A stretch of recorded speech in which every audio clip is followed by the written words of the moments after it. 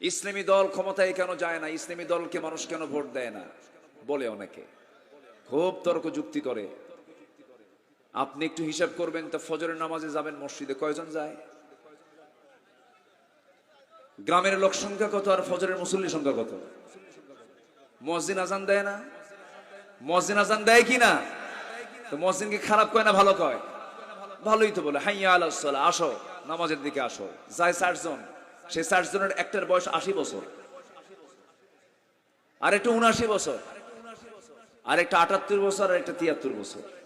কোমর নড়ে না, বাড়িতে বউ নাই, বুড়ি মরে গেছে, দেখার কেউ নাই, ওই ঠ্যাং ধরে ধরে লাঠি ভর ভর করে মসজিদের দিকে চলে আসে। আর ইয়াং যেগুলো বিশাল বডি, 3টা পর্যন্ত গাঁজা খায়া শীত হয়ে পড়ে থাকে, ঠিক কি না?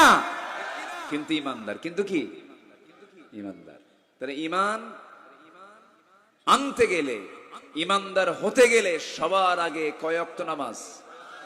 আসতে বলবেন না, কয় ওয়াক্ত নামাজ?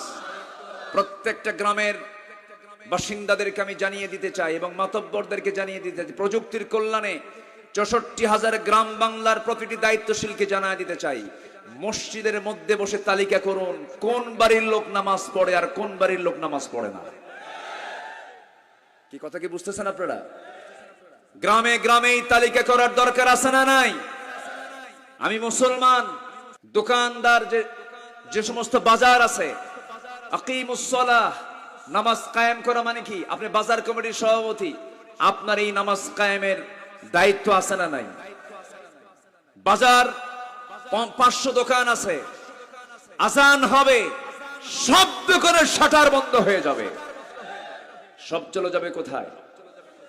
সব চলে যাবে কোথায়? মসজিদে। এরকম করে নামাজের একটা আন্দোলন, নামাজ আদায় যেন হয় প্রত্যেকটা জায়গায়, মসজিদের হক যেন আদায় হয়, এই কাজ করার দায়িত্ব হুজুরদের একার না সবার? একার না সবার? সব গ্রামে গ্রামে কি এই দায়িত্ব নিতে রাজি আছেন? সবাই সবাই দায়িত্ব নিতে রাজি আছেন তো? একটা গ্রামে 500টা ঘর আছে, 500 ঘরের তালিকা নিবেন, কার কার উপরে নামাজ ফরজ, এই তালিকা নিয়ে টার্গেট করে তাদেরকে সুন্দর করে বুঝাবেন। ফজরের সময় যাবেন, আসো ভাই নামাজে আসি।